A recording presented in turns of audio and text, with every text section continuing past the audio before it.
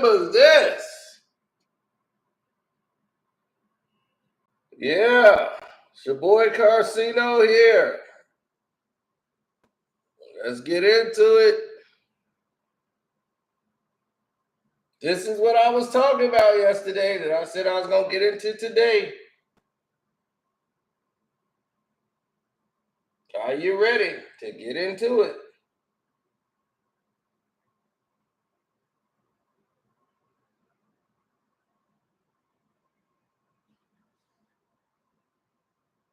Hit the like button if y'all ready to get into this.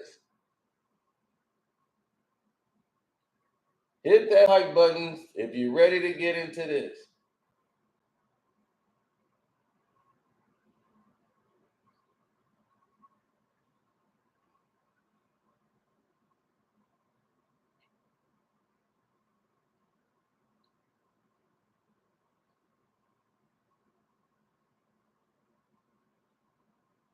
Now, when I told y'all how close they really were and that they were really good friends, this goes all the way back to the 90s.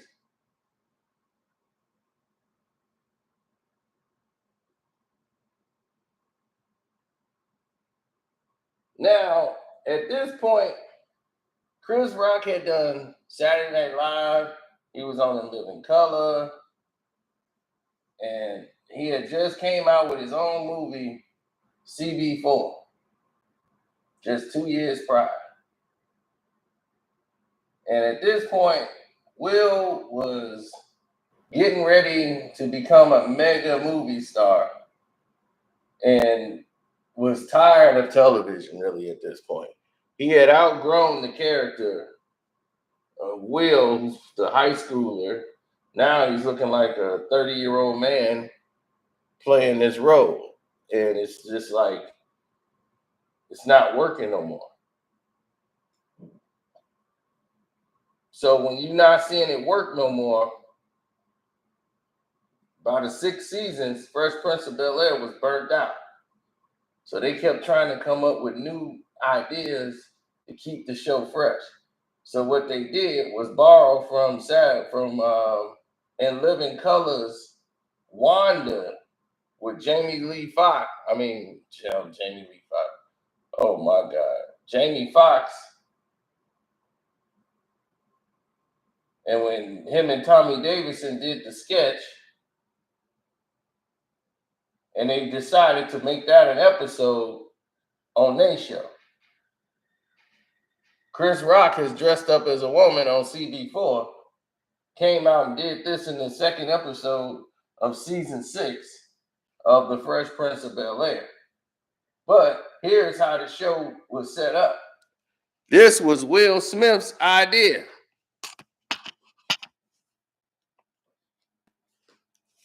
Bringing Chris Rock on the show, this was Will's idea. Not to bring Chris on the show. Chris was happy to do the show. Chris was, oh man, all right, Will want me to be on the show. Then he was like, you're going to play 2 roles. You're going to be the brother, and then you're going to be this, you're going to set me up with your sister, and your sister is going to be you, right? And you're going to be all dressed up in like drag. What? What?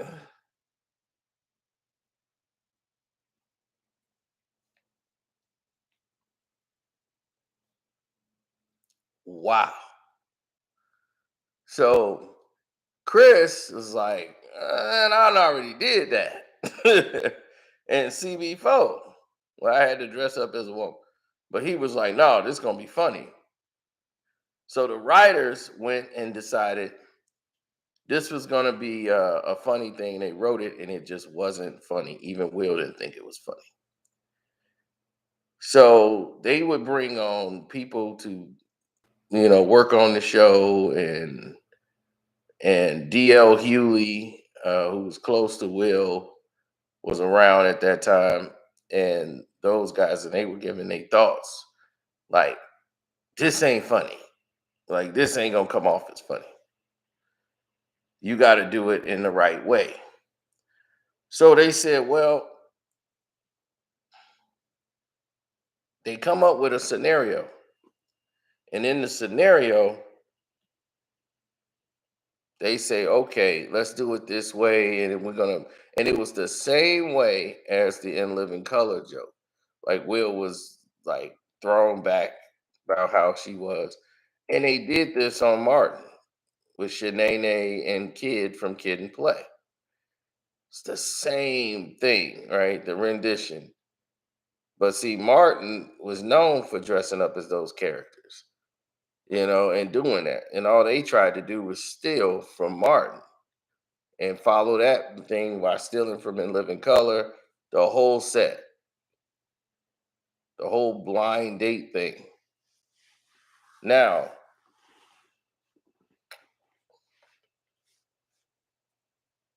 going into the scene of shooting all the scenes with the sister,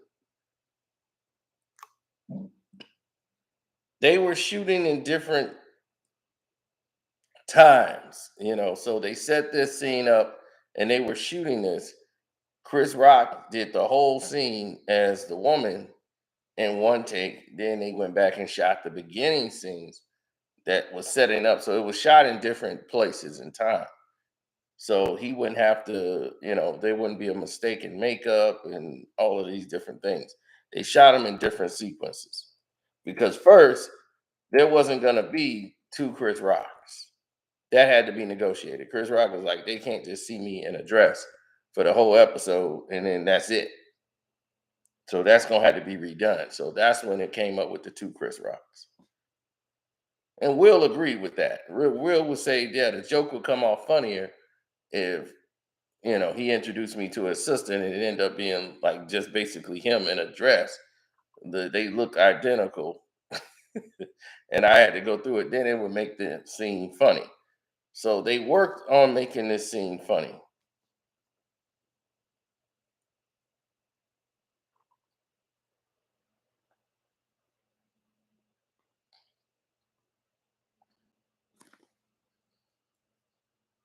Absolutely.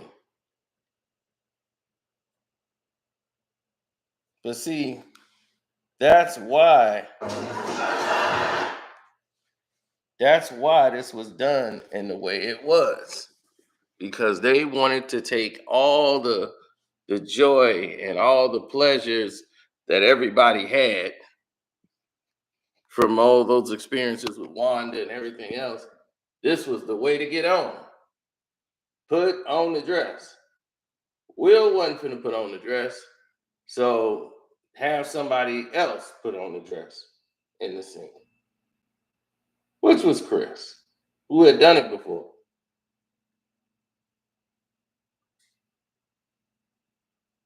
And Will was like, yeah, we're going to be on the date.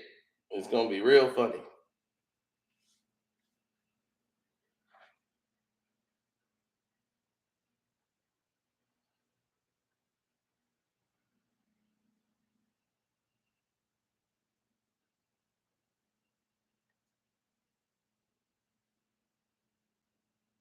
Oh no. What Will was doing was something incredibly different. Will was doing a scene with a friend of his who was Chris Rock.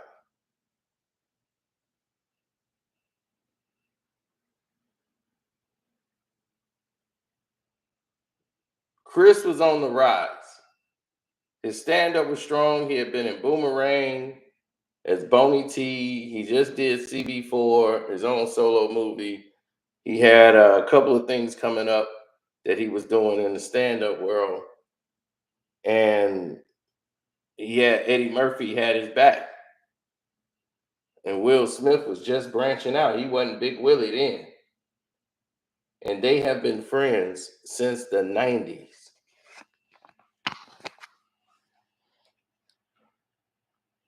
Let's listen. You see how that's a little quieter, even maybe darker? You've been a little ahead of me, Big Willie, but I'm game. Let's do this. You know what? On second thought, I think this place will be just fine.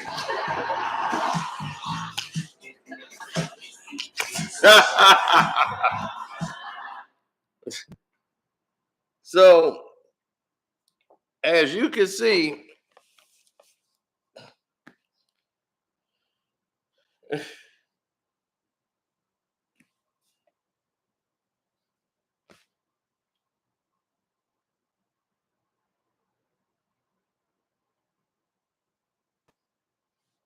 I never saw this scene.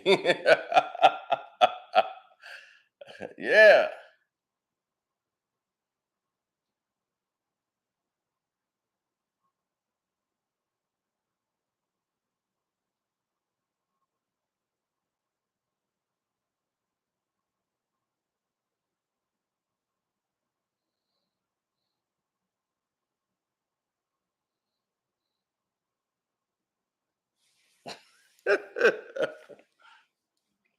I know. We ain't even got to the good part.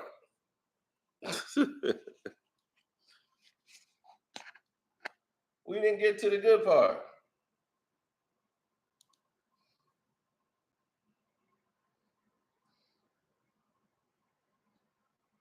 The kissing scene.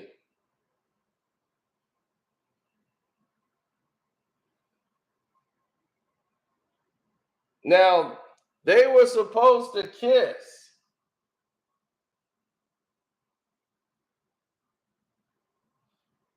They were supposed to kiss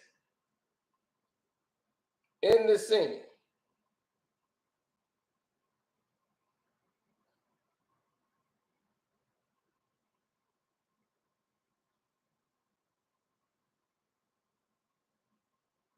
Chris was supposed to kiss him, and he's supposed to turn his face and go, and he's supposed to kiss him on the cheek. That was the original way it was written up. Will said, hell no. No man is kissing me on camera. And, and Chris Rock said, I'm game. Long as it's on the cheek.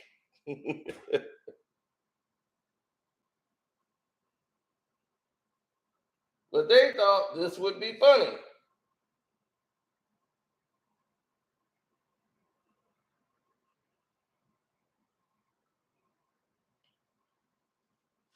Now, if they do a scene where a man is wearing a dress, it has to make sense to the script. So everybody freaks out about a dress. Man, they want to put us all in dresses. I'm like, if it goes along with the script of what's on the paper and it makes sense, yeah.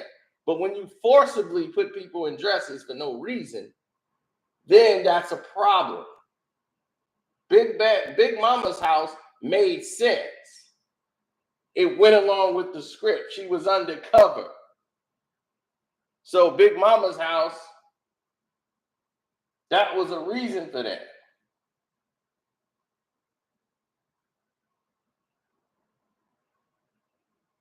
Like when Martin played his mama, nobody black complained. When Martin played Shanae, nobody black complained. Eddie Murphy was Norbit. Well, he played Norbit and he played Raputia. Nobody black complained. If it's right for the script and makes sense, yes. But when you forcibly put people in dresses just to see them in a dress, now that's a problem.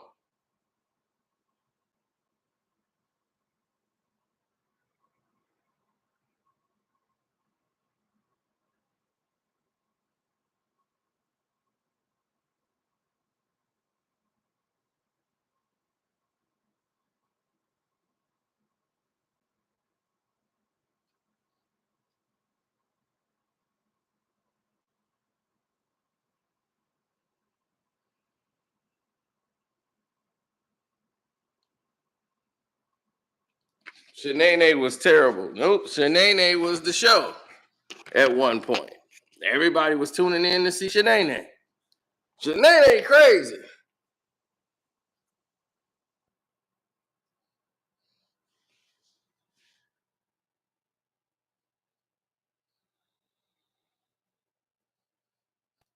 Well, your uncle said that maybe. He played Mama Pain and everything. Nobody complained about him playing Mama Pain.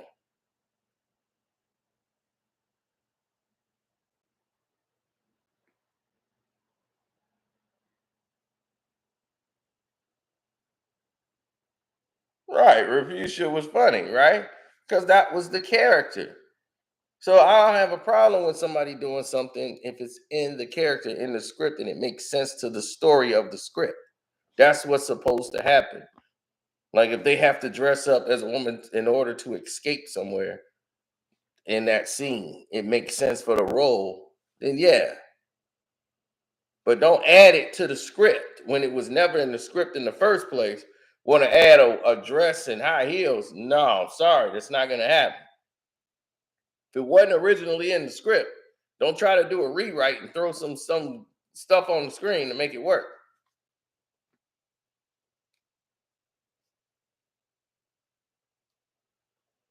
So the kissing scene was hacked, and Chris Rock ended up hugging Will Smith. And as they slow dance,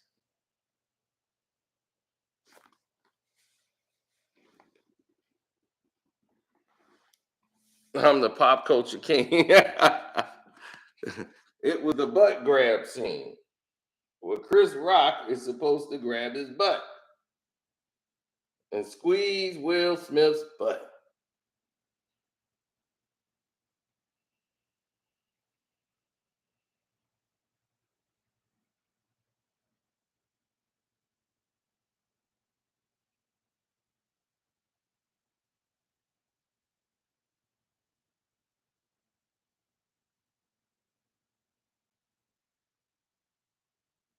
So, as you can see, their friendship go a long way. As I told you it did. Just like with Martin Lawrence.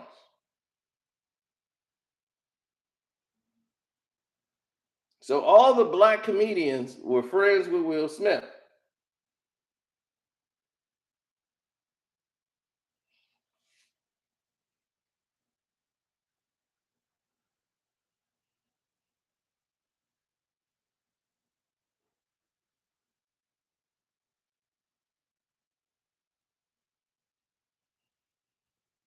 See, when they did it on Family Matters, it caused so much of a commotion because it was a television show where the character is on the show. When they made Merkel Urkel and the cast and the people, they were so against it, putting him in the dress, and they made a big fuss about it. They didn't realize that Urkel was a child. Jaleel White is a child, and he thought he did great by the character, which he did, played great in the role. But after that was done, they said, after what y'all put my son through, his father said, he's never playing that character again. Because y'all put all the weight on him. The studio did not come up to defend him at all.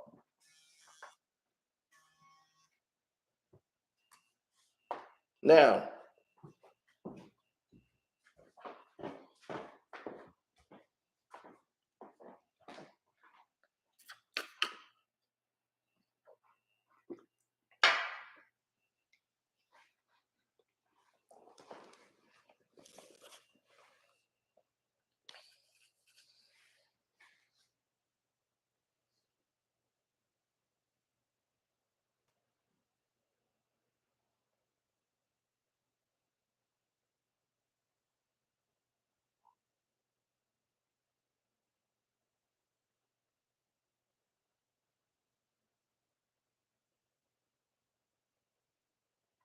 no.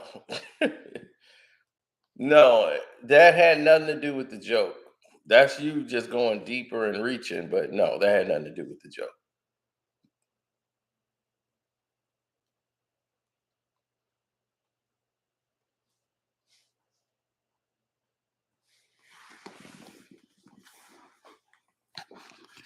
Now, watch what happens here.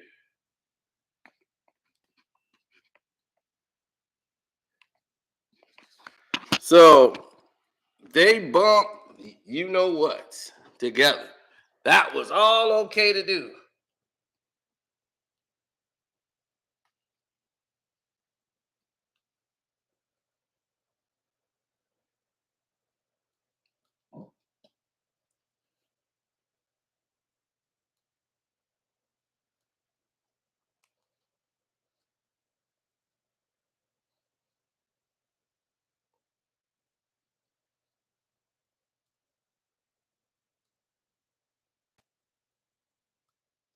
Now you might have think, well, those were the days before Jada, right?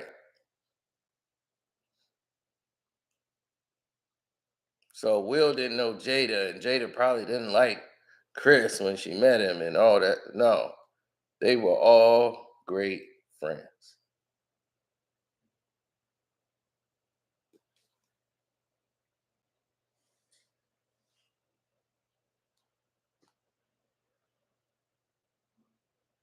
They were all great friends.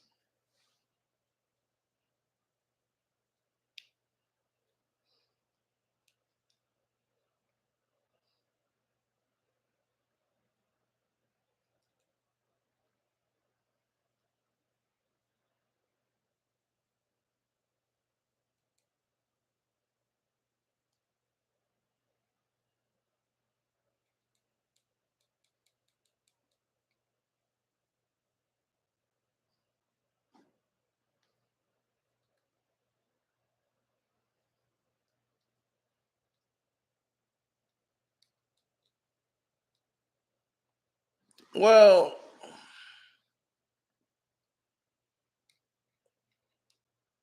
we have to look at the entire picture.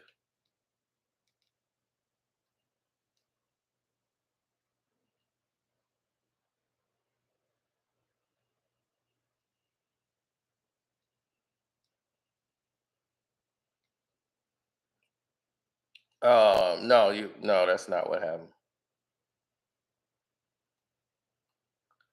No, what happened is that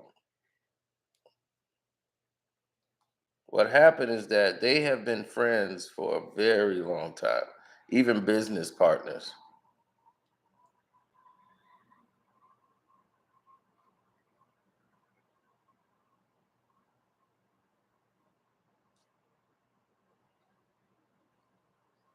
Like a lot of you don't really realize how close they are. Period. Like he was part of the family. They both are in Madagascar. He's the zebra, she's the little hippo. Chris and Jada are close and have worked together longer than him and Will. You see what I'm saying? He was family. And they felt he betrayed family when he did that joke at the Oscars. That's what this is all about. Back in 2016. This had nothing to do with no alopecia. This had nothing to do with none of that. That's the excuse they want to try to pull on you.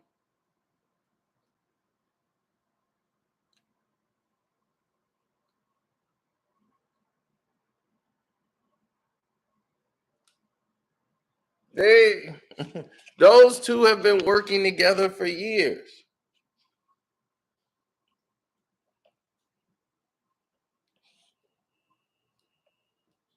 And they're the best of friends. How they're hanging out at each other's houses. Chris' children has been over there.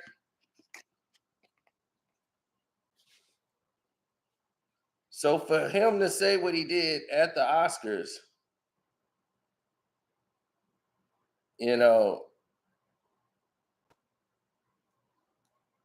yeah, Chris Rock children and Will's children, Will and Jada kids, they've all, known each other.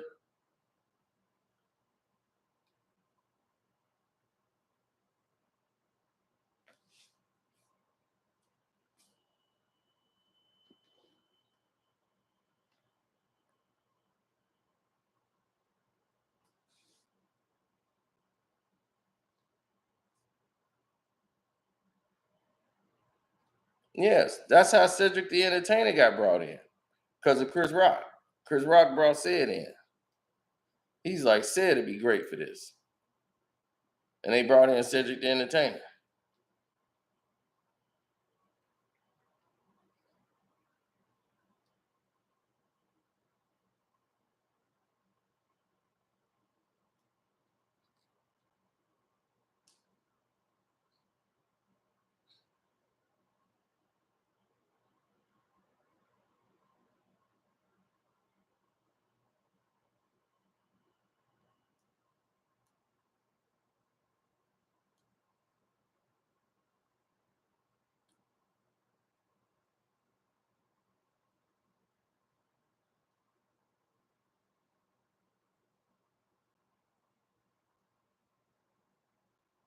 Mm-hmm.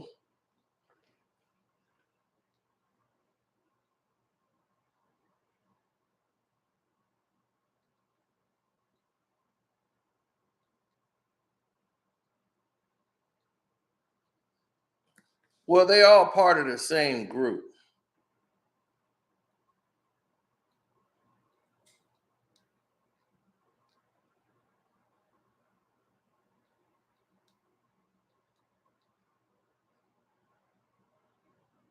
That's what I'm saying. They all part of the same group.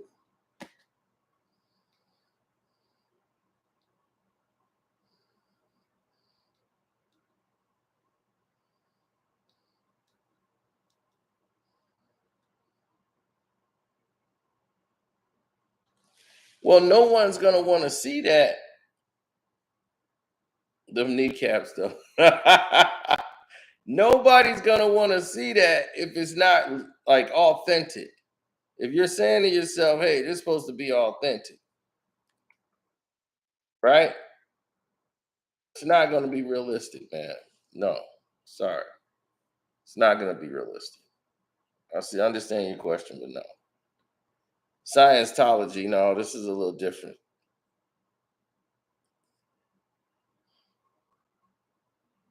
Similar, but a lot different. Like I told you, all these guys are in bubbles, and they're like bubbles, right? Some bubbles connect, but only in a slight way, to where some of these people can go into other bubbles, but the rest of the people in that bubble can't go over there. So there's levels. And once I've seen this, I was in Hollywood, like, I can't be here. I don't like this place.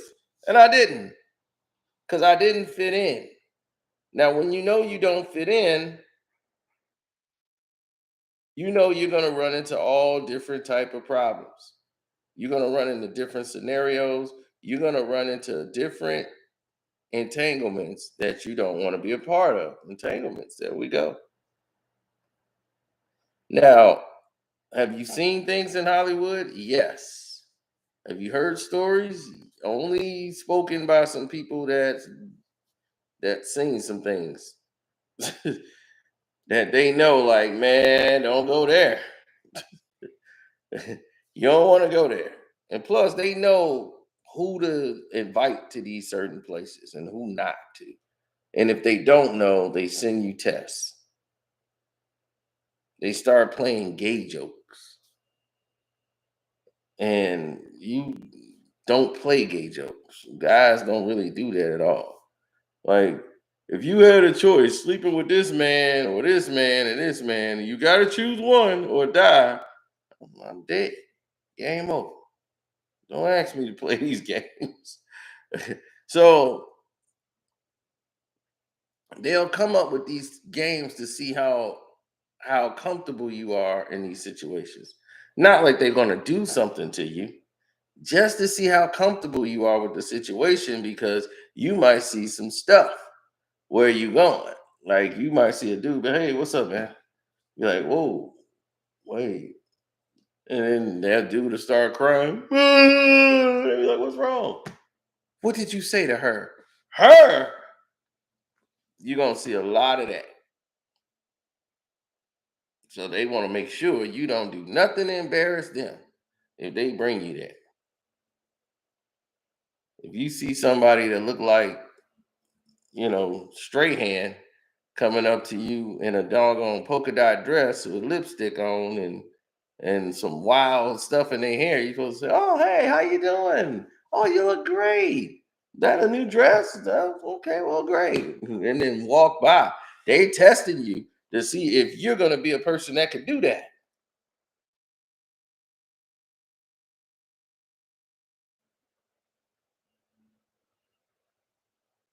I'm going to fail the test every time. Hit the like button.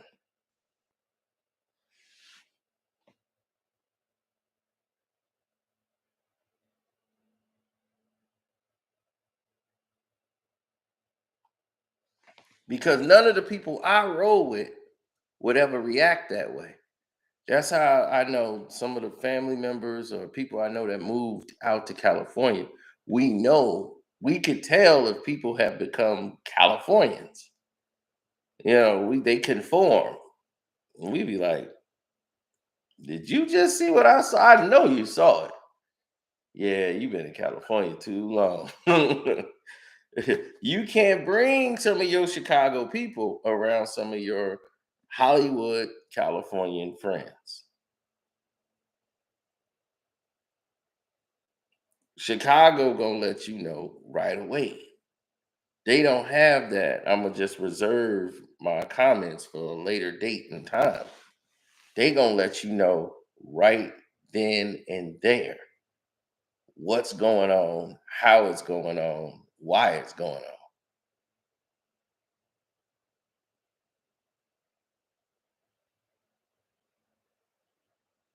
Yeah, Detroit too. Detroit, they Detroit is a lot different from Chicago because Chicago want to be New York so bad, and they used to look up to LA and New York. Chicago is really the second city. They look up to all these other places, and as far as fashion, we want to try to be like them. Detroit could give a damn about fashion. They ain't saying unless Detroit didn't change. They ain't trying to say who rocking the best Gucci. Detroit will go anywhere dressed up the way Detroit want to be dressed up. And they dress still like the 1970s and the 80s. They cool with that. They'll wear a Dobbs hat and go somewhere. That's how they roll.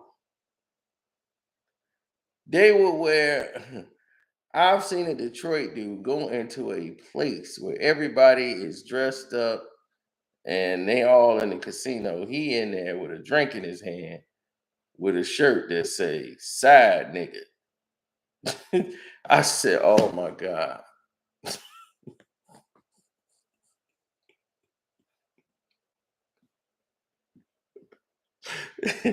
I said, "Yeah, man. Oh man. Detroit, baby.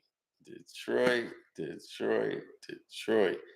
He's in there with his chick and wearing a shirt that says side nigga on this shirt. Straight out of Detroit.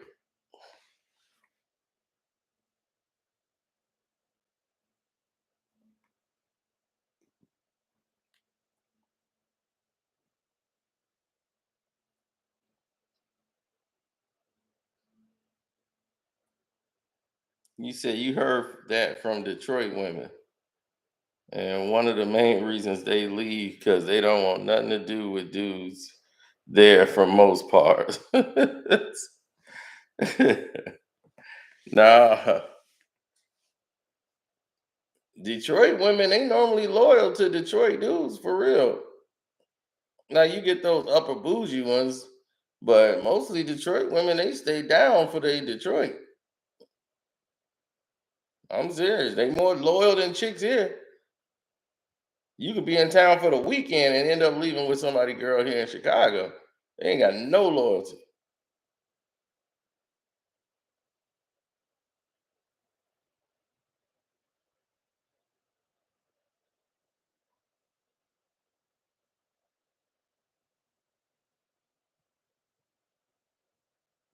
He talking about the top tiers, 8 and 10s.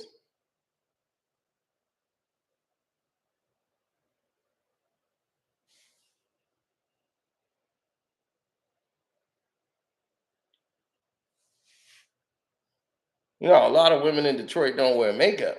Now that's what now you need to talk about that. Now a lot of chicks in Detroit don't be wearing makeup like that. They gotta be going somewhere. They ain't finna get all jazzy just to be going to the mall or going to shop. That's for special occasions.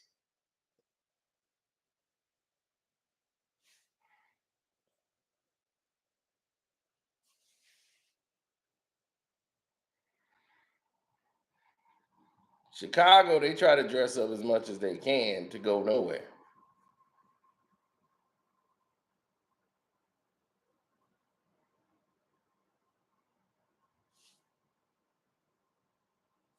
LB said, them chicks always thirsty. I encountered a few thinking I'm their ATM. Like, F out of here. That's what I'm saying. You got some bougie ones that came out there. You got them people that was inspiring to be strippers. They got ran out of Detroit by the girls whooping their ass. That's what happened. They were tired of getting their ass whooped. So they went over there and got out of Detroit and went to New York and go someplace else and try to be a star. That's what happened. That's what happened here in Chicago. That's why everybody started like fleeing, going to Atlanta.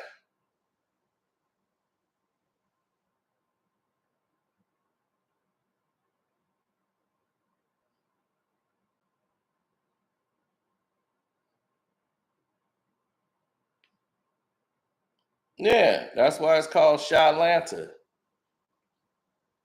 Atlanta became the gumbo pot because the rent was cheap, and everybody's like, "Man, you could make it in Atlanta, man. Rent cheap. I'm going to Atlanta. Plus, I can't stay here. I done did too much dirt."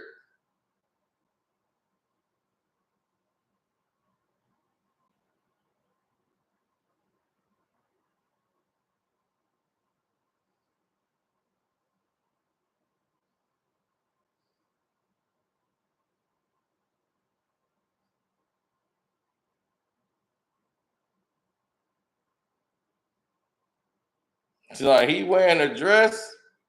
Oh yeah, it was more than that, Kwame. It was more than that.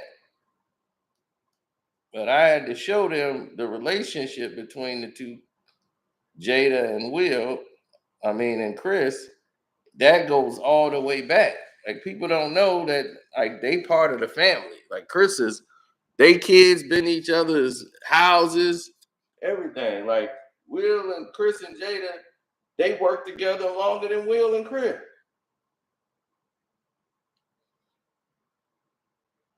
They got together, did the Madagascars. He was cool with Jada. They felt Chris betrayed them when he did that joke at the Oscars. So it's been 6 years. They didn't seen each other since. But Jada is the one holding the grudge. Will ain't even holding no grudge. It's Jada.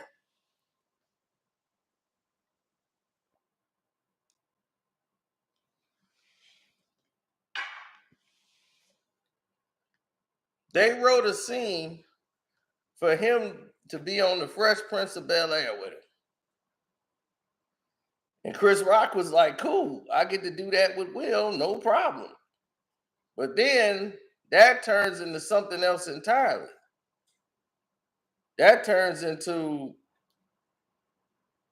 okay, Chris Rock gonna be on the show, and that turns into Chris being a woman, dressing up in a dress, going on a date with Will Smith.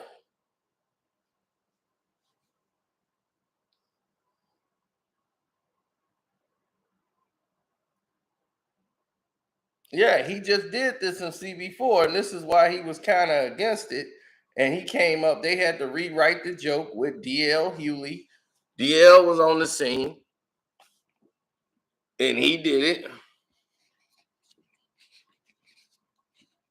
There they go. Hand in hand. Joined together at the hip.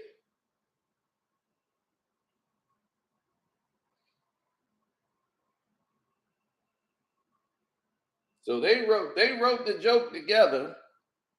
All of them got together to do it. DL was working on the Fresh Prince of Bel-Air. He was helping them out with the comedy. So they wanted him on the scene. So he told them the writers who wrote the original, he's like, this ain't funny.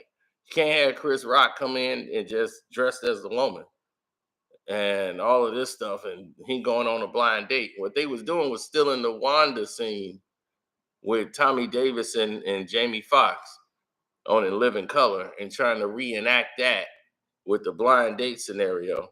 But it had already been done also on Martin with Shanae and Kid from Kid and Play.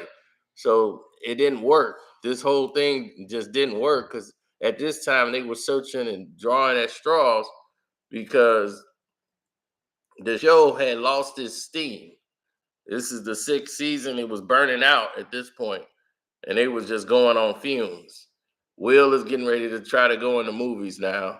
Fresh Prince of Bel-Air is basically done. He's thinking, I'm about to leave anyway. He's too old for the character. So now it's like we just got to come up with gimmicks to get people to tune in and watch. So they rehashing certain scenes.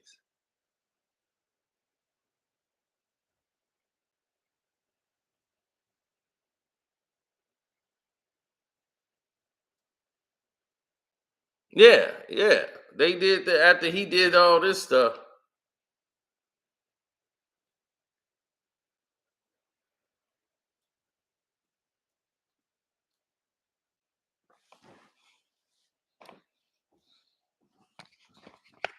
And Chris Rock trying to back that thing up on Will on the floor.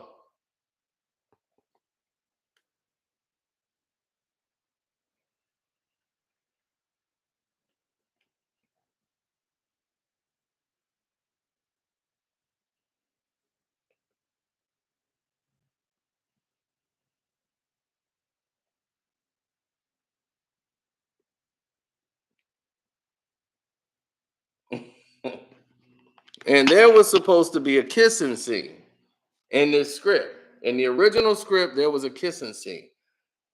Will's supposed to be terrified, and Chris Rock comes in for the kiss, grabs him by the head, and lays a kiss on him. But Will turns his head right before the kiss, and then he kisses him on the cheek. That's how it was supposed to be going, and it was written up.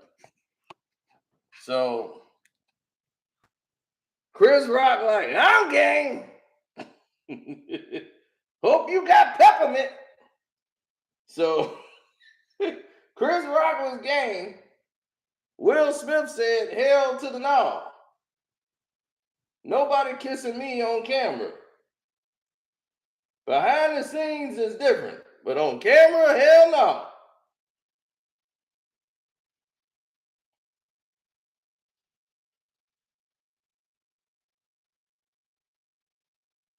So, as you can see, they have a history.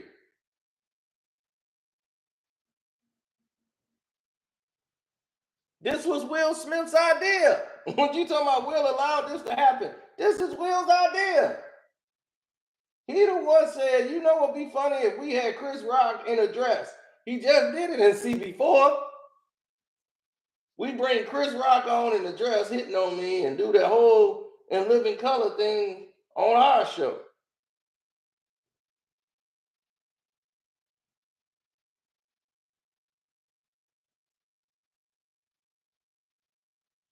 So they went to do the kissing scene, right?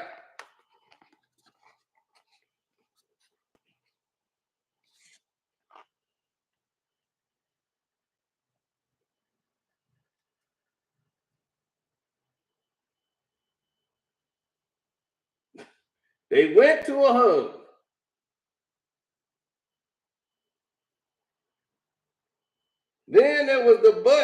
fight scene that turned into this. He bangs his you know what up against Will.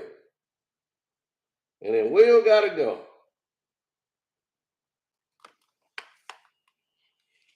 Yeah, this whole thing got to be extra. Extra. And it didn't land. A lot of people didn't like the episode. The views weren't that high for the show. So you never saw it in syndication. They never show the reruns. Whenever they show the reruns, they never show this one.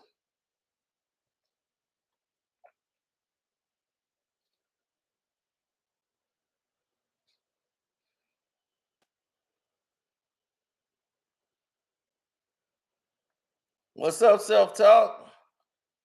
Don't forget to subscribe and follow the Self-Talk. Ed Kwame Brown, Buzz Life. This would be one good movie. No, it wasn't. And see, D.L. Hewley was right there the whole ride. He probably ain't gonna tell you that.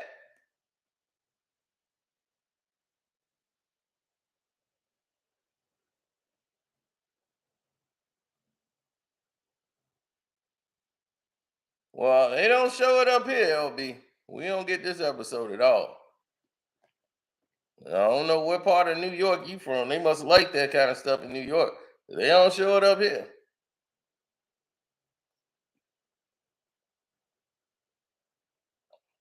I know plenty of people that watch the Fresh Prince of Bel-Air reruns, and a lot of them ain't seen that. They're like, man, I see the reruns all the time. I never seen them.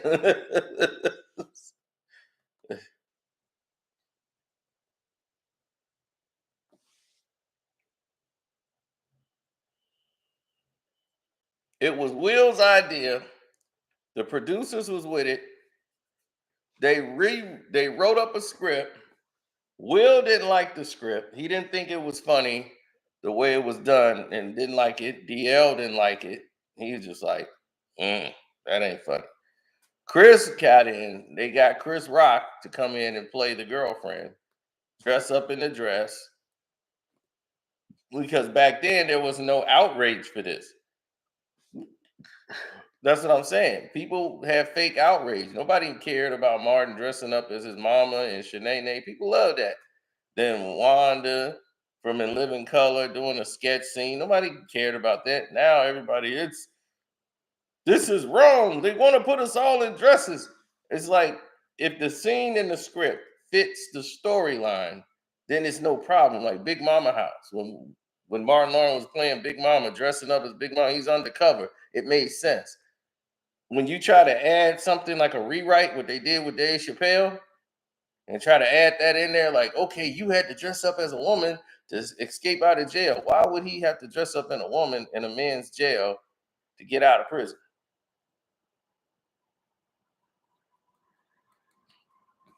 And he said, no, I'm not wearing a dress.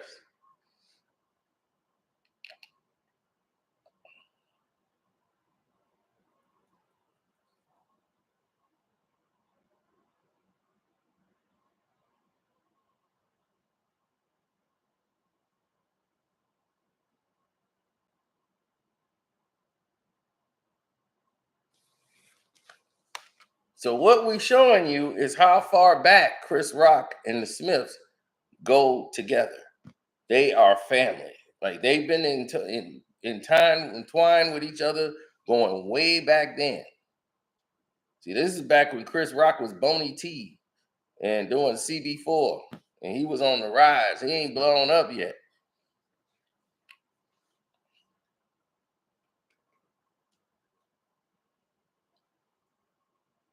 So he's grabbing whatever work he can.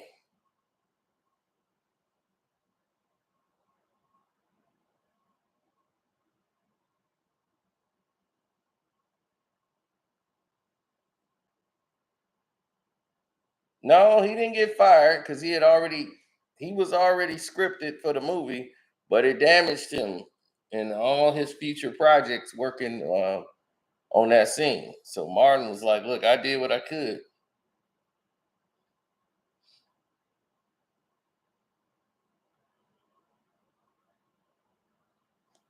Brandon T. Jackson is all messed up about that. Um, Big Mama House 3, where he had to wear the suit and dress up as a woman too.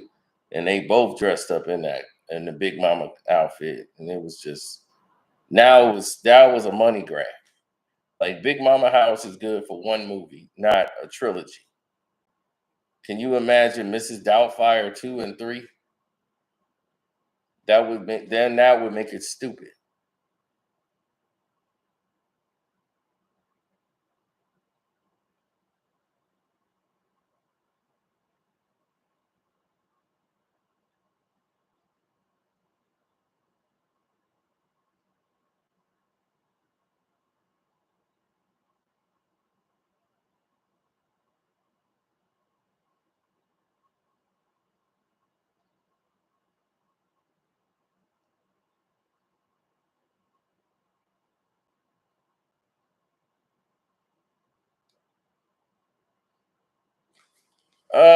Yeah.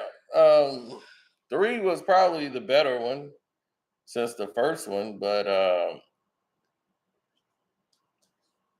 he never lived that down. Brandon T. Jackson, and he just, you could tell the pressure at that time when people was like, dude, why are you dressing like that? Like, why are you wearing that outfit? Like, what are you doing this for?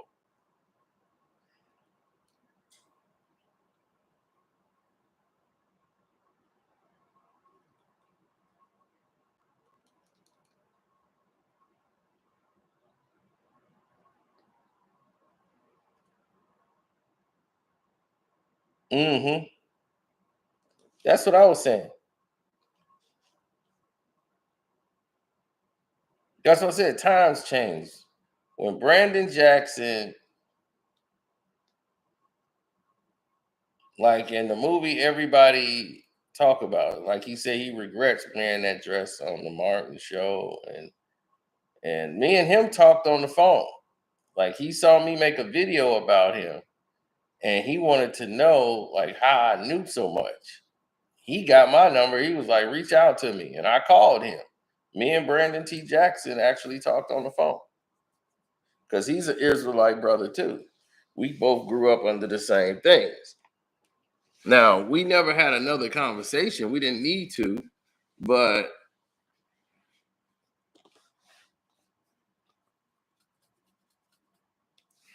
we had a great dialogue, me and him. And he was talking about, like, man, I never did anything wrong. Why would Hollywood blackball me so much? I never did anything wrong. He's like, I never did. Why would they have something to do against me? I was like, you don't fit their agenda. They don't have time to wonder where your mindset is or where is he into? Is he gonna be doing some extra spiritual stuff? They just gonna grab the other thirsty brother that they could put into a movie because they really are not looking for you for your talent. They need your skin tone. And I had to let him know that. I'm like, you were just the token black in the movie. Just to say, look, we did hire a black person. You end up stealing the show. You want your skill set allowed you to steal the show. When you was put in Peter Jackson, it was supposed to be about Peter Jackson, that character. He's supposed to be the new Harry Potter, the Peter Jackson books. You came in and stole the show. You came in and stole the show when they did lottery ticket. You are the glue. You actually can act. You are actually good. You are outshining the stars in the movie. And now that they feel like we don't know where he's at mentally and whereas he's really unplugged from all of the things that they are attached to in Hollywood, and you didn't want that, and didn't seem to want the same things that all these other people want, that scares them. And when people are scared, they get in fear, they do things against it. When you start talking tribe of Judah and Israelite, they go, "Oh, this is no, this is rolling the dice. We can't be putting him on our screens. Too much of a risk. So let's just get the other guy that's gonna play ball." Dun-dun-dun-dun-dun. But Brandon T was special because he was actually good.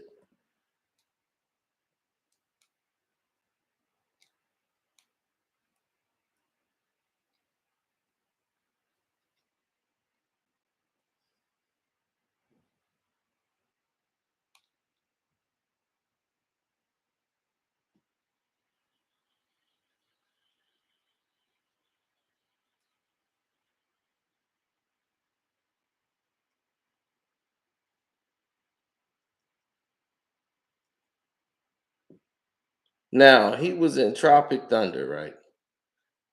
And I didn't like that they took his character and made his character, who was the hardcore rap guy, end up turning him gay. And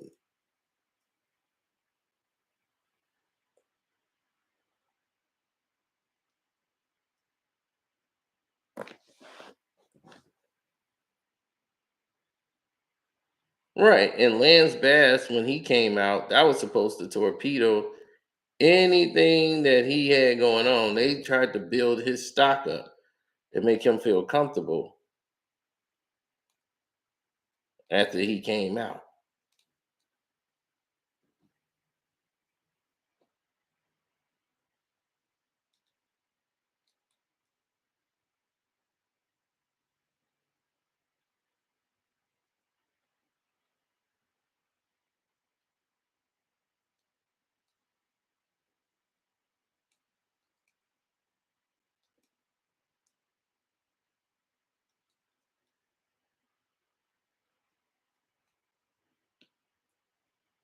My simp hand strong.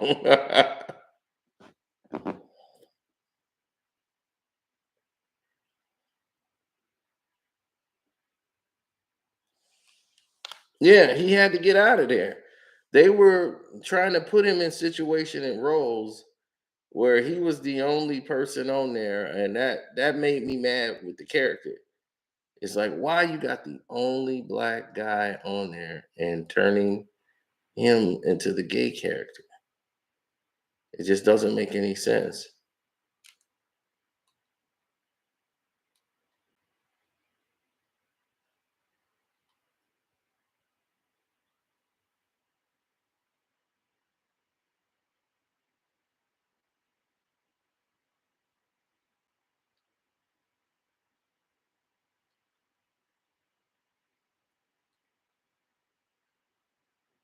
Robert Downey Jr. played that character to perfection.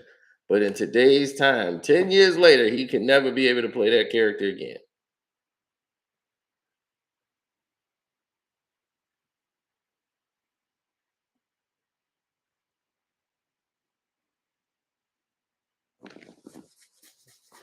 If a black man did what Tom Cruise did in that movie, playing Les Grossman, the agent, the producer, there is no way his career would have been over.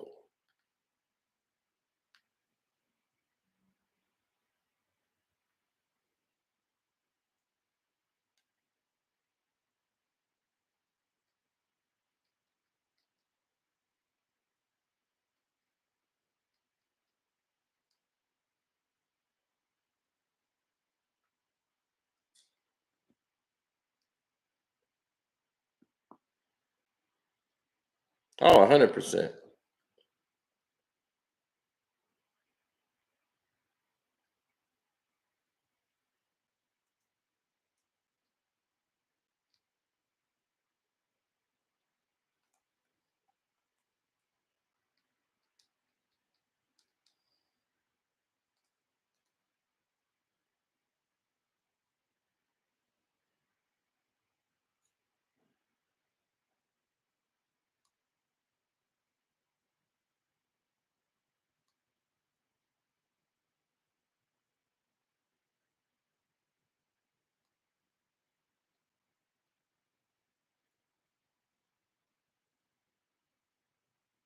I know.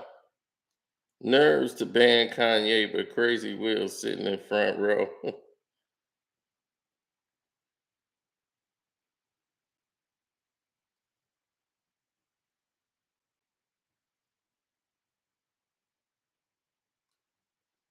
I'm just glad he stuck to his guns because in the original movie, they made it like Lance. He was telling this story about Lance, and then it ended up being Lance Bass, the gay guy, Lance Bass from what's that, NSYNC or whatever. And I'm glad that he didn't kiss him. If they'd have made him kiss Lance Bass, I would have had a fit. I was already mad if they made his character and turned him into a gay guy. But then you have him kiss Lance Bass, I was gonna have a very big problem with that. And I guess he seen where Hollywood was trying to take him, and he spiritually woke up.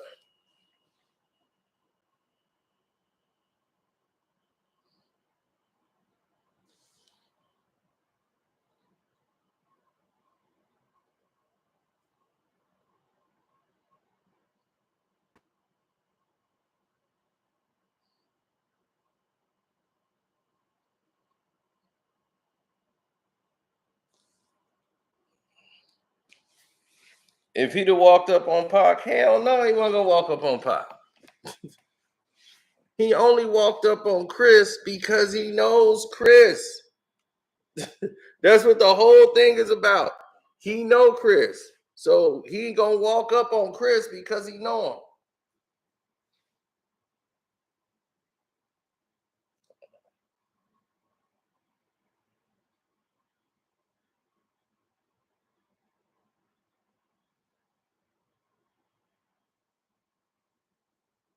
They could not do Tropic Thunder today. They would rip that movie apart. That's why you don't see most of it.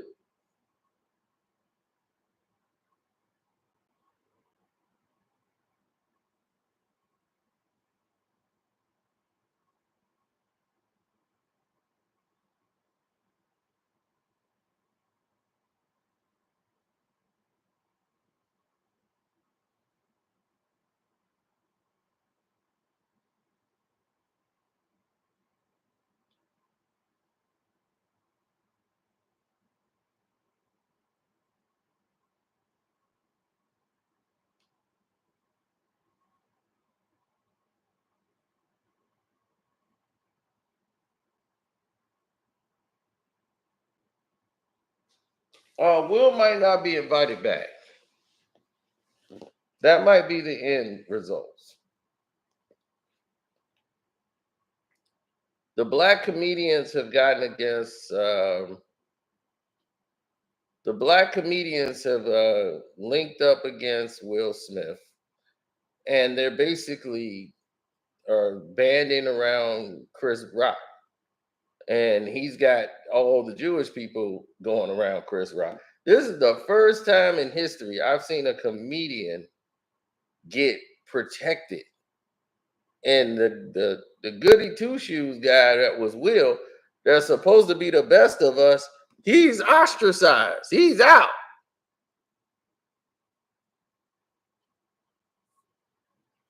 Everybody slaps Chris. That's funny, Jose. Don't forget to follow his channel too. Seahawks Jose Rodriguez. He's hilarious. He be cursing like a bad truck driver, boy. I be like, man, Jose be just cursing up a storm.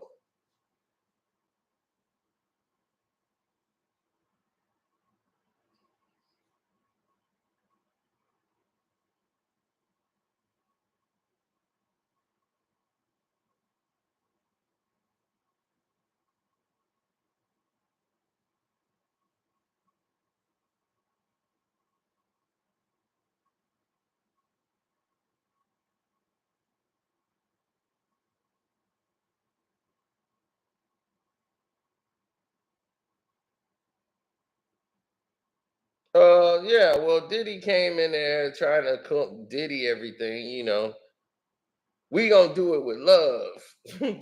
Like, dude, ain't nobody trying to hate you right now.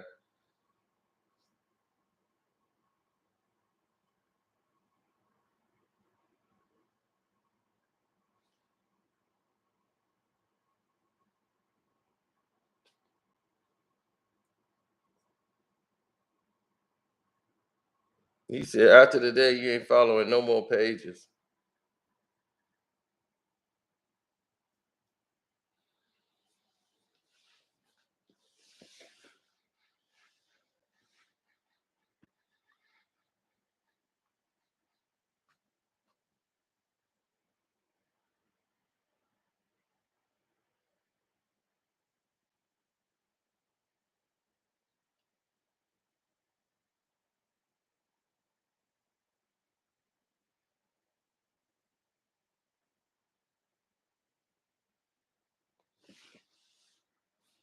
Oh,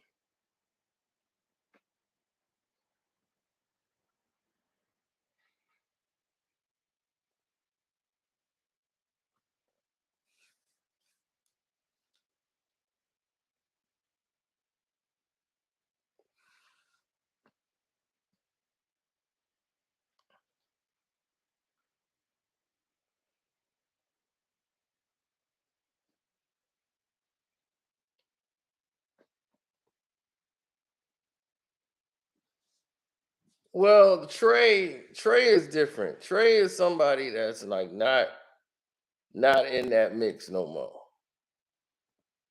6 degrees of separation. You ain't lying. All the comedians then stepped away. All the comedians said, like, enough's enough. I'm done.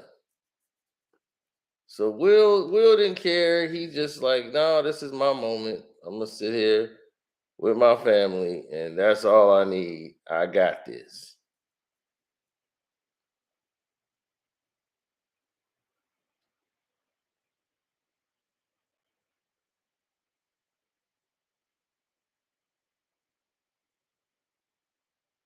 When you got Will Packer producing this, the first black man to ever produce the Oscars, this is what they gonna say what the Oscars then turned into. And it's gonna hurt their numbers.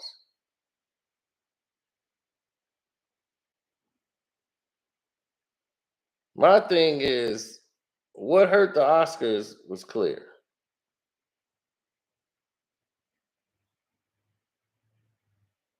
What has been hurting the Oscars over the last 2 years is like, how are you gonna have an Oscars when you can't even get the movies to come out at the damn theaters? The movies aren't coming out. Hell, we finally getting movies from like 2, 3 years ago. Morpheus, what's that guy? The Living Vampire, Morbus.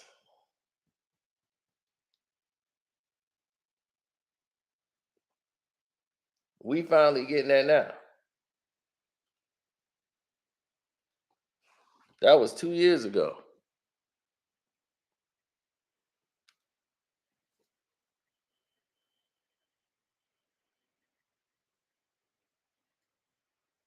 I know they filmed the movie in 2019, early 2019.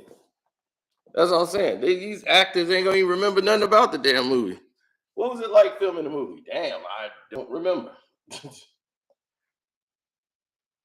So this all Will wanted. This was his moment, his shining moment in glory, where he won an Oscar,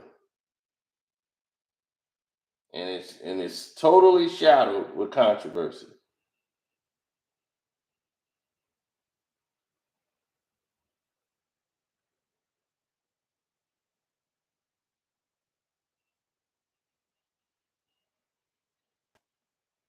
And as you can see, Trey is the only one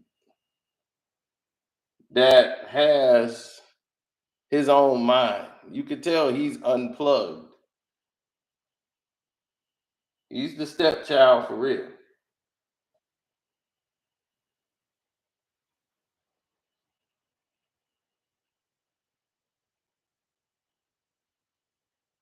because Cherie was the first one to get out of that relationship. She saw the Will Smith we saw at the Oscars.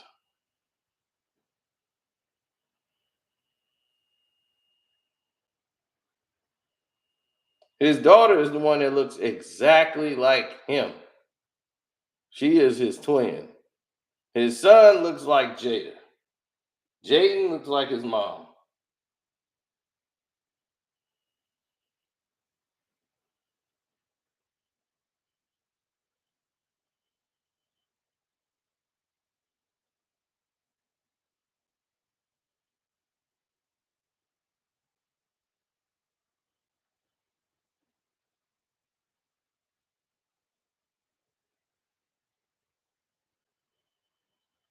Yeah, Trey was the reason he got married the first time.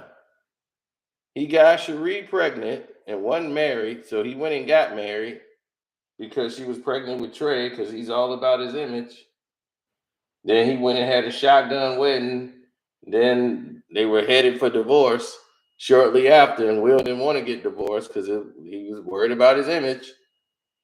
And once again, he's in another bad marriage and went and married the devil. And now he's got to keep this up with the devil because it's all about his image. Now they're a brand. You done made a brand with the devil. And the devil ain't going to let you out the contract.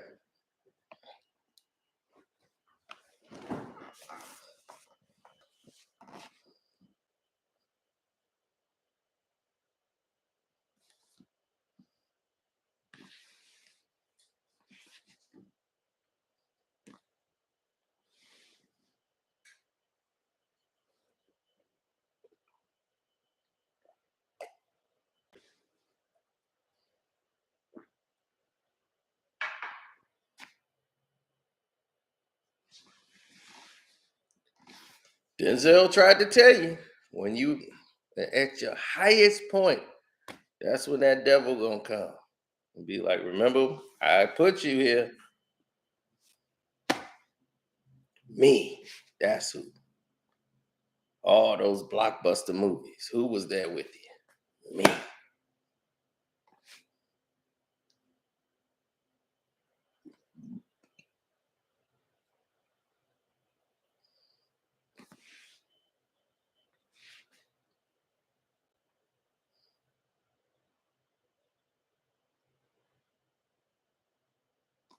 And what did the devil take?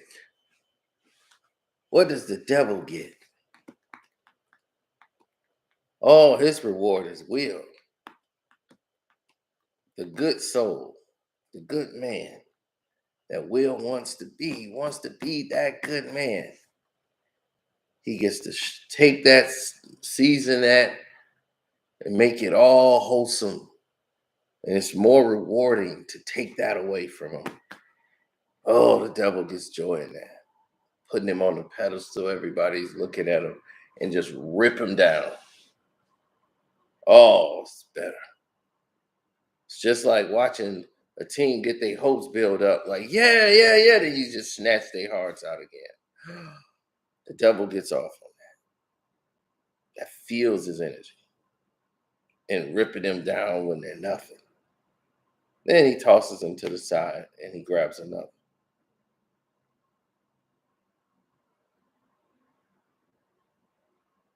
Yep, the devil in the emerald dress. And the devil is like, we've already got your children. But Cherie keeps Trey sane. Now she's like, you can have a relationship with your father, but as far as being involved in a lot of the things that they do, you come home. And Will is okay with Trey being on the outside of that. But there was a lot of years he neglected Trey. And they had to have a talk after they did just the two of us with him and Trey.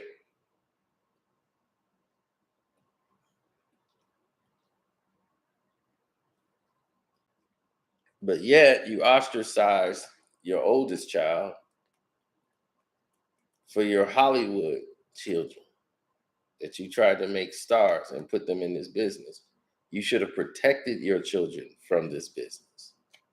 And you didn't. As a father, you did not do that. Now your daughter's confused. Your son he's in space.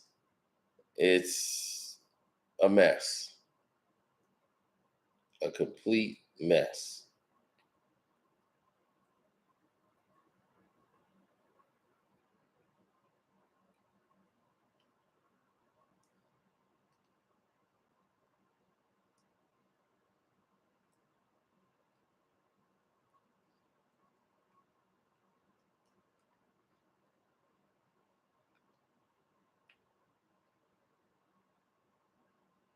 Oh yeah, hit the like button.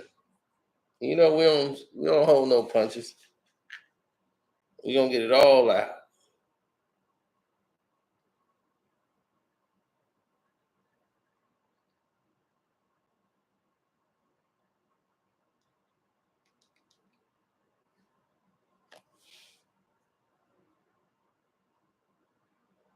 It's the slap heard around the world. Because in one moment, in that one instance of an overreaction,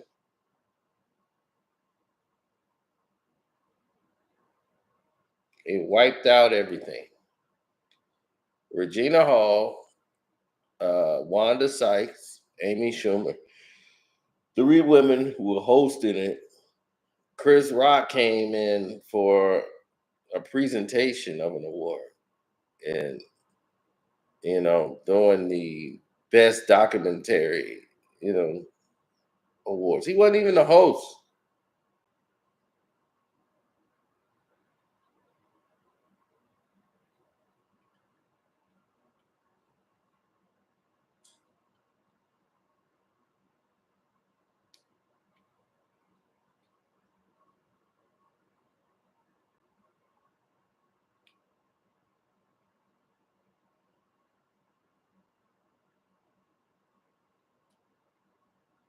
The host was the people I just told you. Regina Hall, they had three women hosts.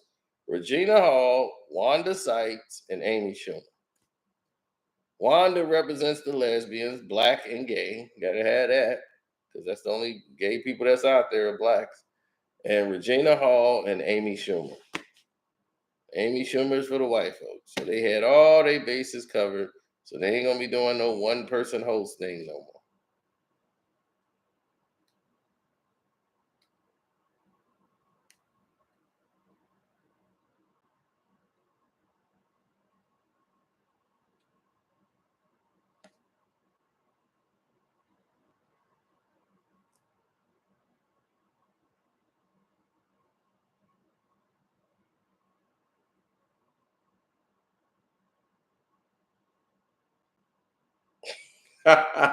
T didn't use this wrench already. T didn't put somebody in timeout. Oh man. I don't even know what was said, but T put somebody in timeout. Like, get your mind right. I rarely see T get down up in here.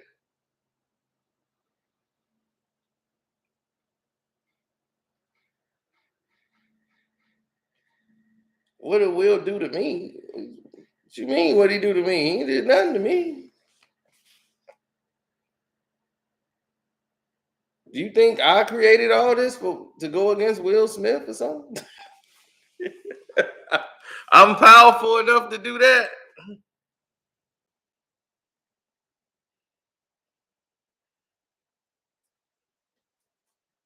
What did Will Smith do to you, man? I'm like, damn, I ain't banned Will Smith from the Oscar. I didn't. I ain't the one ripping him to shred on Twitter. I'm just talking about what happened. I ain't the one that put Chris Rock in the dress.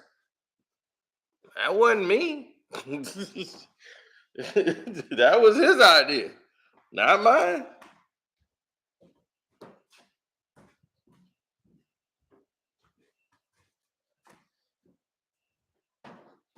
Casino's now banned from the Oscars.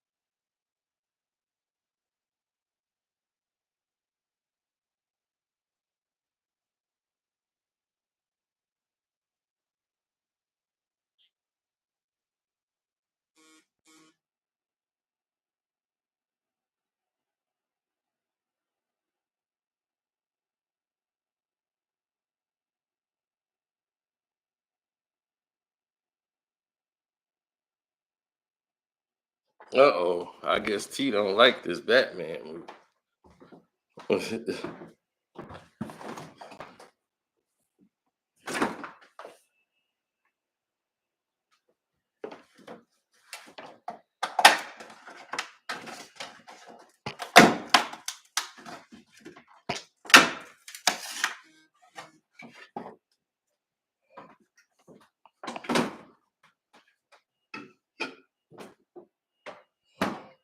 Will Smith's a great actor. He's a good actor. I wouldn't say he's outstanding. Sometimes in roles he goes above and beyond. He gets great projects brought his way. Too bad you're not on the Patreon. You would already know what time it is. But that's the scenario. That's how it goes. So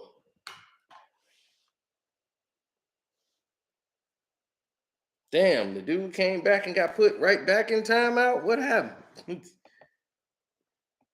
Will we see another camera angle before he stood up? You want to see Jada give him that dirty look? I don't think so. I don't think the Academy's going to put that out.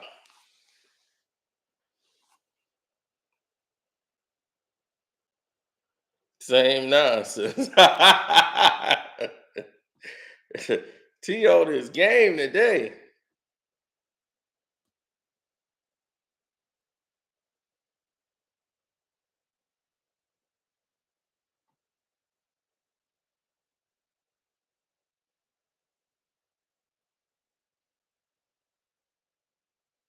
Ronald Jeffers, did you not see that they made a statement?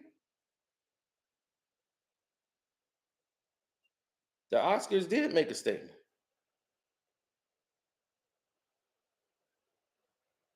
That's when Will made his apology. Once the Academy, he saw the Academy wasn't playing no games. That's when he said, "Whoa, what do I think about celebrities doing weird rituals? It's all on the Patreon, buddy. Not only do they do those rituals, we'll tell you who, we'll tell you where, we'll tell you how, we'll show you the people that's doing it. We tell you the whole thing on the Patreon. The Casino for Life Patreon, it's all there.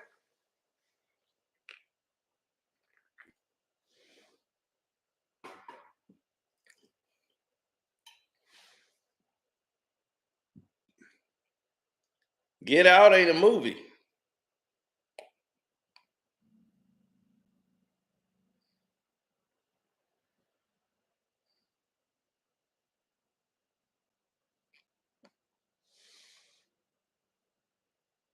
Yep, Skippy, you already know. You've seen the Jay-Z Beyonce situation. You've seen the island and wanted to know what in the world? Why ain't nobody talking about that? Because why would they talk about it? If you're hiding something, that's what you get it for. Right?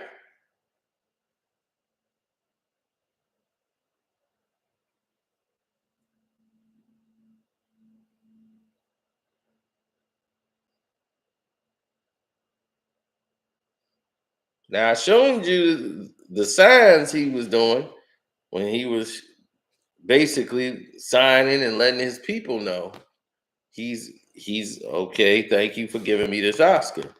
He was signaling to them when he got the Oscar.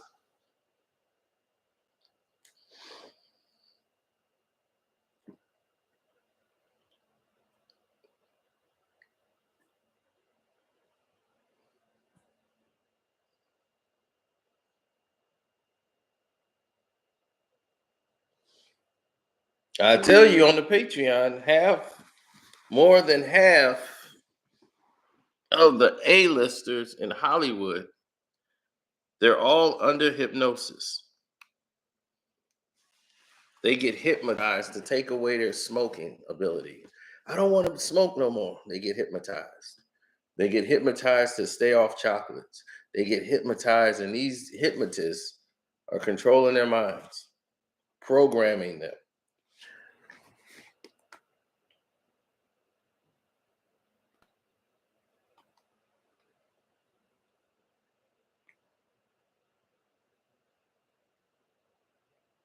It's all, and the people that's doing it, I got the person that's doing this in Hollywood right now as we speak. It's on the Patreon. It's legitimate. So if you want to know the sources and think it's conspiracy theory, it's right there for you to see visually the whole thing.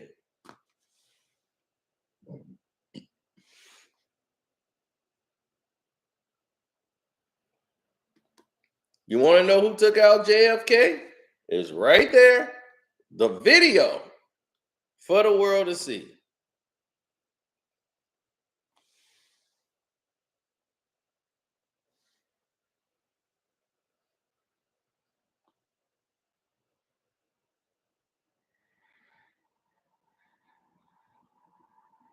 Yeah, I was quick too. Me and you got it at the same time, T. As soon as I saw that pop up, it was like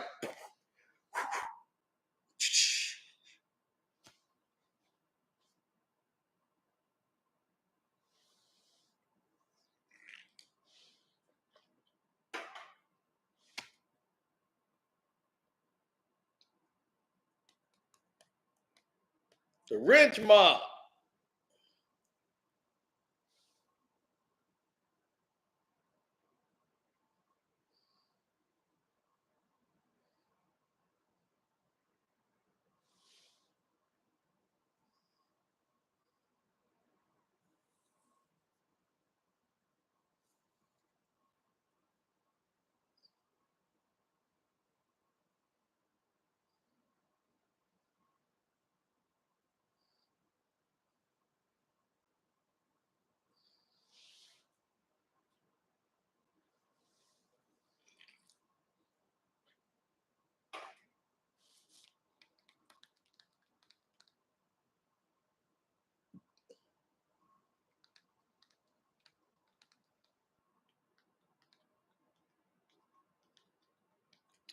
How does one obtain such power?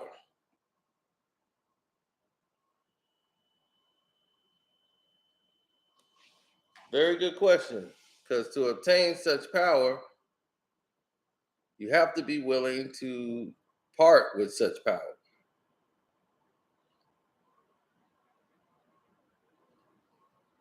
And to obtain such power, you have to be able to sacrifice your real true power, your soul.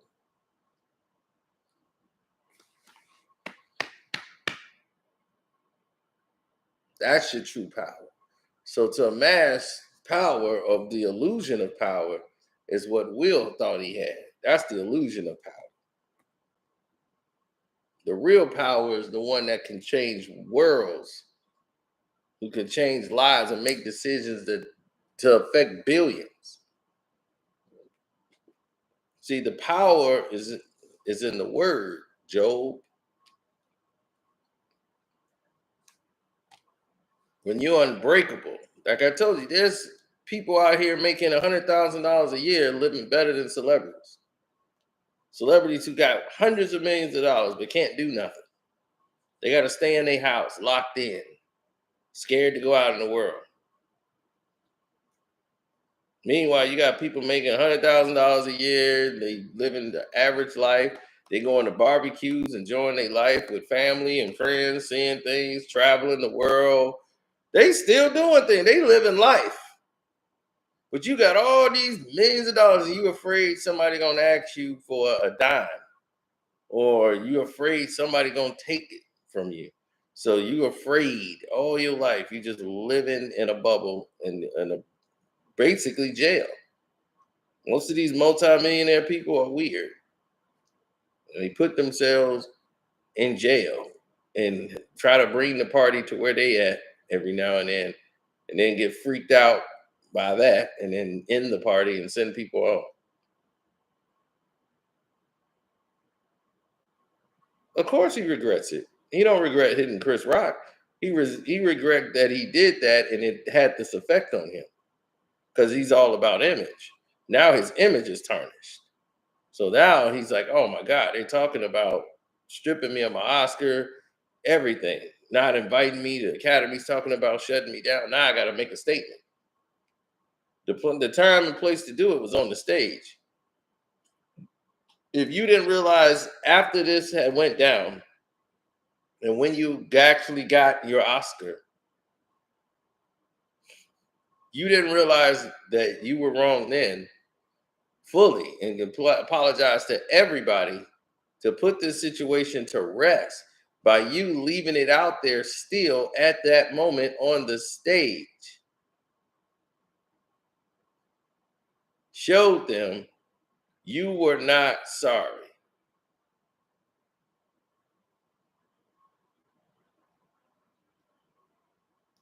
You didn't care about being sorry. You cared about being right.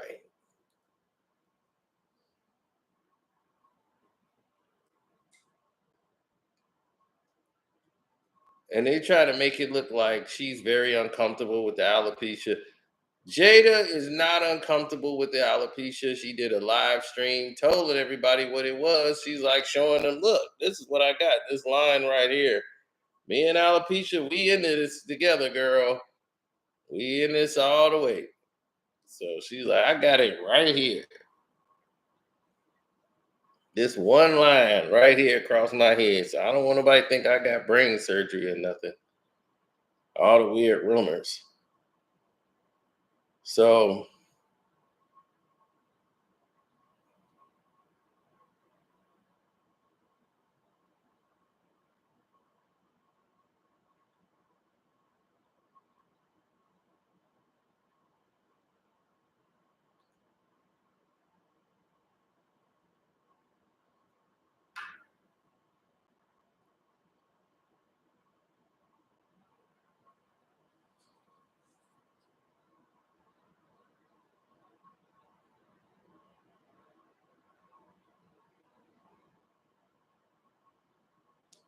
well, that's what it looks like at times.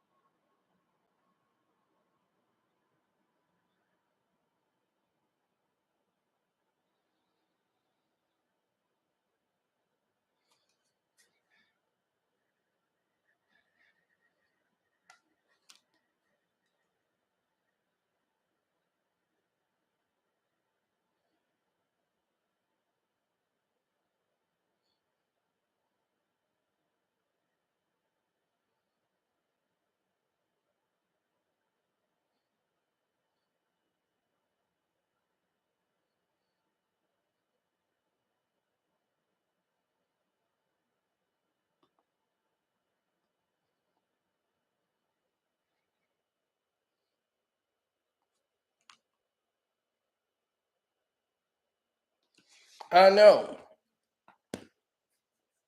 But when he said my wife's medical condition, and he said that in the apology, he's trying to make it like, oh my God, my wife is suffering, and making her the just for him going up there doing what he did. He he's just stupid, man. A stupid man.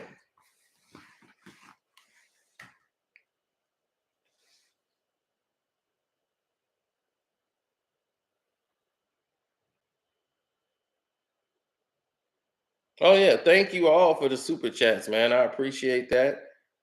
Definitely thank you for everybody who hit my Cash App up. Carcino's the name on the Cash App.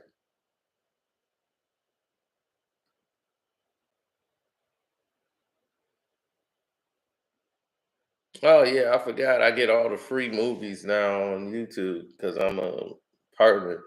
So they playing over the top right now on the screen. I'm like, what is going on? What is this?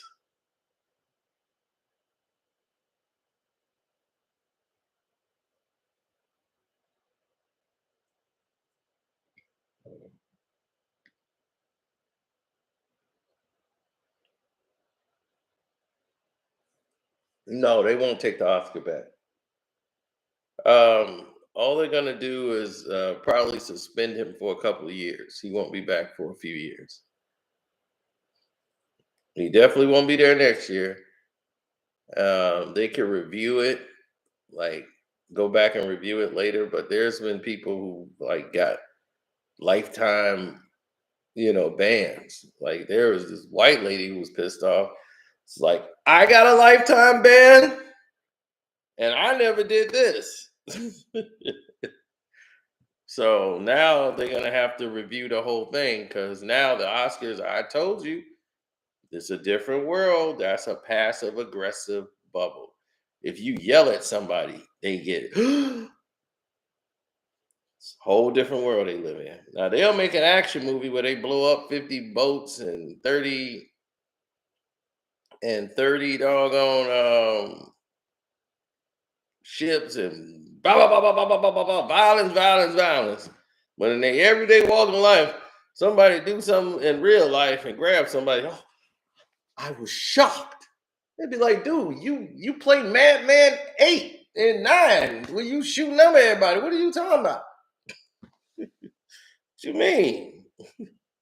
So the hypocrisy is always there.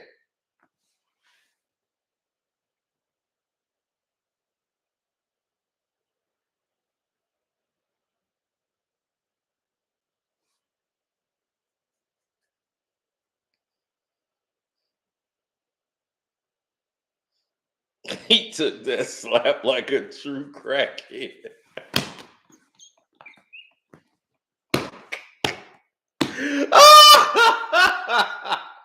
He took that like a true crackhead. Oh my goodness.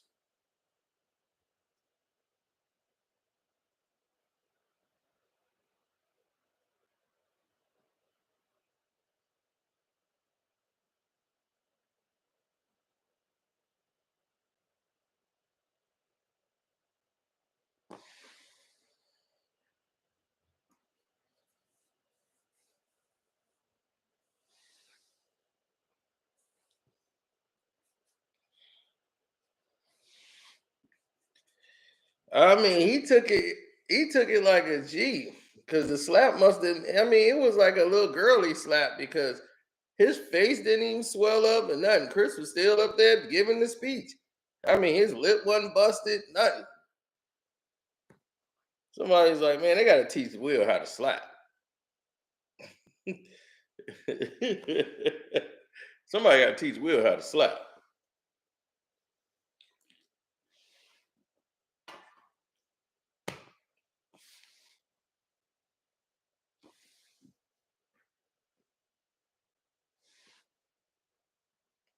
I mean, hey, yesterday, man, I was watching stuff, man. It was like professional slappers that was on there. No, see, he spoke. What he should have did was use the backhand slap. So you want to get this part right here, right across the softness of the cheek. This is what you want to do, and you want to kind of bring it across.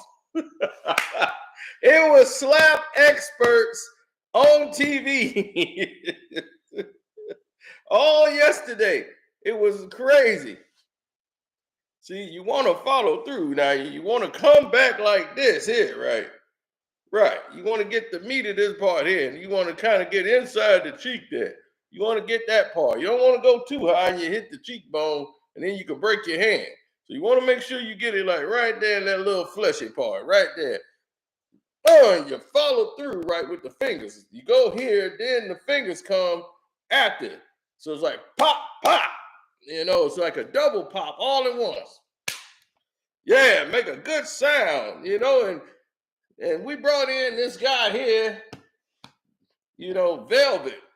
They call me Silk Velvet. Yeah, I'm a slapologist. And in my career, I've been a slap artist since 73, all the way into present time. And I'm thinking when you want to slap, it's different levels of slapping. See, I'm a slapologist. You know, you need a slap to get some attention. You know, everybody makes slapping to look bad. But when a baby is born, what they do? They got to slap them, right? So they can, you know, hey, slap them to give them life. Slapping is a part of life. It actually wakes people up and channels the spirit. That's what it does. So slapping is just a natural thing. See, what you want to do is you want to make sure when you're slapping somebody, it's all different circumstances. It's all in my book right here called The Level of Slapping. Right here. Chapter 1, The Art of the Slap, where we give you different exercises to do to strengthen the hand for the slap and the wrist. A lot of people don't know the wrist action is very important in the slap. So you don't want to make sure you break your wrist or make your hands too tense in the slap. Now, it all depends on the person. Now, if somebody got a big, strong neck like Mike Tyson, and you won't have to slap that person in the face, you kind of want to make sure that your wrist is kind of got a little bit more support.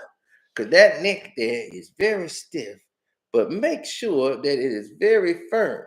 You want to make sure you don't do that with the fingers. You want to get the palm of the hand. And you don't want to back smack that type person because that ain't gonna have no real effect. You want to make sure you get this part right here on his face and almost follow through to get his attention. So that's when you want to get your best slapping in. Now, let's say it's an attention slap. You don't want to follow through. You just want to let them know you're dissatisfied with their disdain for you at that moment, and you're disappointed in their insubordination. So you want to get their attention. You don't follow all the way through with the slap. You tap them and go up. You go. You tap them on the face and go up. Boom. That let them know you're out of line. That's a warning tap. That's the warning slap. Now the next slap is going to go all the way through. And they don't want that slap. Then you got the quick slap, where you get in close and you got a short area of distance, right? So right here, say that's the person. You grab them and pull them real close and give them what they call the quick slap. Pa pa pa pa pa. Pa pa pa pa pa. Pa pa pa pa pa. That's when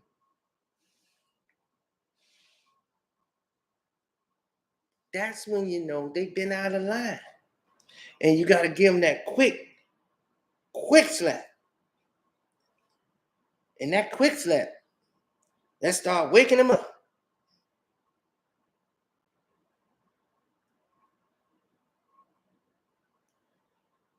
Well, the I don't respect you slap, that's a slap you bring from way back. That's a whole different type of slap. You bring that slap all the way from Eufaula, Alabama, and you finish in Canada. You go, wow, wow. And you bring it from way back all the way across.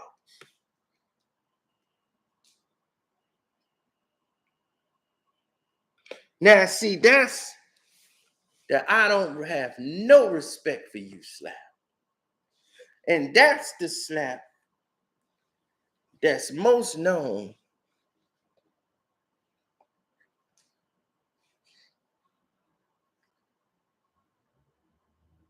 for somebody you don't respect. Now, since I'm a slapologist and I'm looking at what Will did, I could tell you that type of slap. That's the type of slap that's personal. That's a personal slap.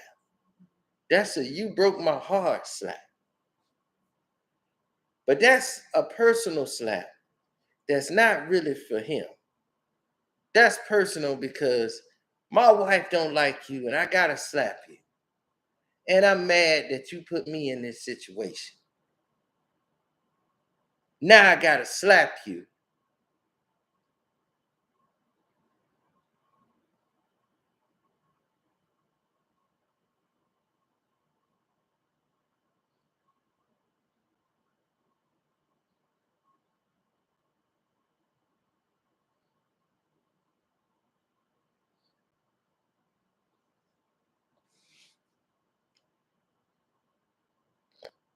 You see the slap follow through. He came here and he came across. And then he turned and walked away. The way he came across was disappointed in you. You see how his hand was all the way open, fingers open. And he slaps him and he turns the hand over. He's not trying to hurt the man. It was a sign of, like, if you had some gloves and you slapped him across the face with the gloves and says, I'm just here to disrespect you. That was a disrespectful slap.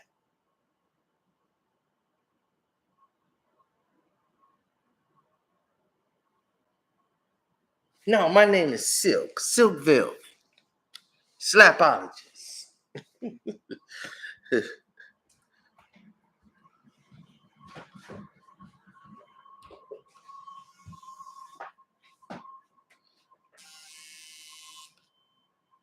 Hello? Yeah, what's up, man? Hey, what's up? Hold on 1 minute. Let me go ahead and shut this off.